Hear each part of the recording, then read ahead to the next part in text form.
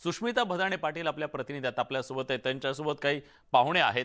सुष्मिता, त्यांच्याकडून जाणून घ्या, आज पुढच्या काही मिनिटांमध्ये जो अर्थसंकल्प सादर केला जाणार आहे त्याच्याबद्दलच्या त्यांच्या अपेक्षा काय? हे बजेट सगळ्यांसाठी हे आपल्यासोबत सर. खरं तर IMC चेअरमन म्हणून तुम्ही जेव्हा आजच्या बजेटकडे सगळ्यात आधी बघताय तर काय एक्सपेक्टेशन्स आहे बजेटकडे बघताय? It started? I don't think it's recording. Are we live? मला हे सांगायचं आहे, India is a $10 trillion economy.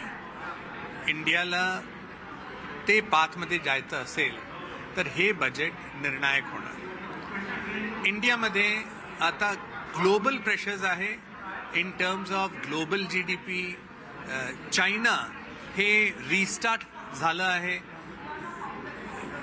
Inflationary होणार, कमॉडिटीजचं डिमांड वाढवणार.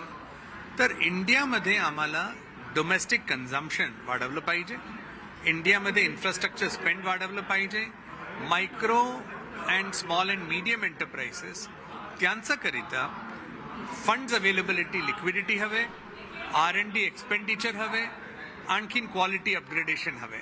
सो हे बजेटमध्ये हे सगळं एरियांना सपोर्ट मिळालं तर निश्चय हा बजेट सुनहरा होणार आहे. And for the future of India it's going to be very bright. Industrial सेक्टरसाठी सुद्धा आपण बघू शकतो की खूप मोठे निर्णय येणं अपेक्षित आहे. मेक इन इंडिया, आत्मनिर्भर भारत असे महत्वाकांक्षी प्रोजेक्ट्स आपण सगळे राबवतोय. तर इंडस्ट्रियल सेक्टरला काय आजच्या बजेटकडनं मिळू शकतं? आम्हाला हवंय चायना +1 पॉलिसी. वर्ल्डमध्ये जे कंपनीज आहे ते चायना सोडून आणखीन कुठेतरी इन्व्हेस्ट करायला आता तयार आहे. ते ऑप्शन इंडिया होणारच.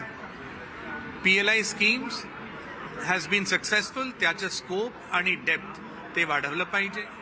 Manufacturing led export growth, companies इंडियाकडून